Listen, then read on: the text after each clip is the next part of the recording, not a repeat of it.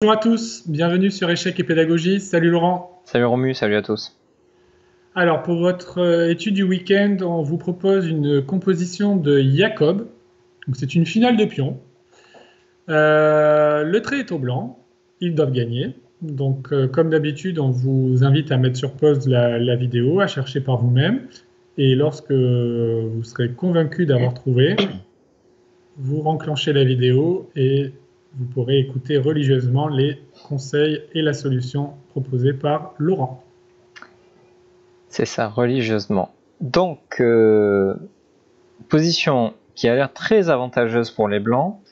Alors, ça pourrait être étonnant de dire ça, puisque il n'y a que roi et deux pions face à roi et deux pions, mais justement, avec aussi peu de matériel sur l'échiquier, en finale, la force du roi est connue depuis des années et des années, et ici, très clairement, c'est le roi blanc qui a le dessus sur son homologue, et c'est le roi blanc qui a dans son viseur les pions de l'adversaire.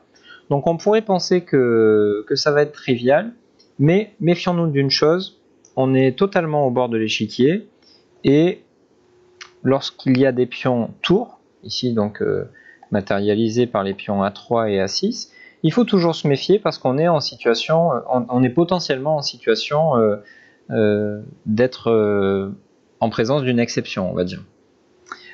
Donc, ici, quels sont les deux coups que l'on envisage facilement? Ce sont roi C6 et roi C7, en quelque sorte les deux seuls coups qui permettent à notre roi d'avancer encore plus dans le camp adverse, de gêner le roi des noirs, pour ensuite se diriger, peu importe la case par où on soit passé, se diriger vers le pion A6, puis après l'avoir pris, le pion B5, et on va gagner facilement.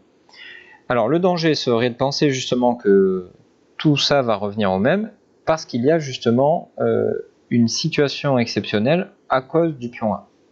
Alors, si on commence par le coup roi C6, qui n'est pas le bon coup, on comprend bien que si les noirs se laissent faire, déplacent leur roi et nous permettent d'aller faire nos courses, on va prendre le pion A6 et le pion B5, et il n'y aurait pas d'étude, ce serait vraiment trop trivial pour qu'on appelle ça une étude. En revanche, ce qu'il fallait absolument avoir vu, c'est que les noirs ont ici l'idée avec le coup A5, qui est un coup particulièrement important à retenir parce que vous pourriez très bien vous retrouver dans une situation comme ça dans votre propre pratique, peu importe que vous soyez du côté de celui qui cherche à gagner ou du côté de celui qui cherche à se défendre, il faut toujours avoir à l'esprit ce type de coup. Donc Romu, l'idée est très très simple, c'est qu'on veut à la fois échanger des pions et essayer d'obtenir une finale de pions nulle, telle que tu nous l'avais expliqué dans une très célèbre vidéo qu'on a publiée il y a quelques mois. C'est ça, et qu'on invite à nos followers de revoir pour se rafraîchir peut-être la mémoire, parce que ce sont des choses qu'on ne voit pas forcément dans toutes les parties, donc parfois c'est bien de faire des piqûres de rappel. Donc ici, après A5, que peuvent jouer les blancs? Bon, évidemment, le premier coup qui vient à l'esprit, c'est roi prend B5. Alors, pion prend A5, c'est... Bon, comme tu veux, Laurent. Bon, allez, on va commencer par pion prend A5, c'est peut-être le plus simple. Ouais, donc sur pion prend A5, les noirs peuvent jouer roi A6. Ils vont tout simplement capturer le pion A5 et évidemment, les blancs ont lamentablement échoué dans leur mission. Donc ça, c'est clair et net que ça ne va pas. L'autre coup évident, c'est roi prend B5. Donc ici, on prend B4. Et donc sur roi prend B4, les blancs resteraient avec un pion tour, le pion A. Donc là, la nulle est absolument triviale, puisqu'il suffit de rester en A8 ou en B8 et attendre sagement que les blancs avancent. Et évidemment, c'est complètement nul, parce qu'il y aura toujours le patte à la fin, si le pion arrive sur A7. Et sur pion prend B4, là, il s'agit donc de faire un peu attention, et on voit que les blancs ont le roi devant le pion, pour reprendre la règle des petits avantages de la vidéo dont tu faisais allusion tout à l'heure. Et donc, il faut absolument éviter que les blancs obtiennent un deuxième petit avantage, à savoir l'opposition. Donc, ici, c'est les noirs qui doivent prendre cette opposition en jouant le coup roi B7, et ainsi s'assurer de la nulle, puisque les blancs n'auraient qu'un seul petit avantage, le roi devant le pion. Ouais, c'est très clair. Alors, en anticipant un petit peu ce qui va se passer dans l'étude, on peut se dire qu'après roi C6 et A5, les blancs pourraient forcer la création d'un pion passé avec le coup A4, qui va justement être employé dans la solution. Cette idée-là va être employée dans la solution. Malheureusement, avec le roi sur C6, ça ne fonctionne absolument pas, tout simplement parce qu'après B prend A4 et B5, les blancs menacent d'amener le pion à dame en jouant roi C7, puis en avançant le pion le long du tapis rouge qu'on aura déroulé. Malheureusement, les noirs vont anticiper cette idée-là, ils vont jouer le coup roi B8. Désormais, notre pion n'a plus aucune chance de faire une promotion, puisque le roi s'est mis devant et il est indélogeable, et à l'inverse, ce sont les blancs qui vont perdre la partie, tout simplement parce que le pion A4 ne peut pas être rattrapé. Et c'est là qu'on comprend toute la différence entre roi C6 et roi C7. Roi C7, c'était donc le bon coup, car après roi C7, évidemment, si roi A8, on est exactement dans le même cas de figure, le roi entre en B6 et le loup est dans la bergerie, ça va être assez simple. En revanche, après A5, qui est donc la bonne idée pour les noirs, tout ce que Romu nous a expliqué tout à l'heure est toujours valable. Si B prend A5, il y a roi A6 et la partie est nulle tout de suite. Et si on joue roi C6, on est toujours dans le même cas de figure. Les pions s'échangent, les noirs attendent que le pion B5 soit pris pour jouer roi B7 et obtenir la nulle immédiate.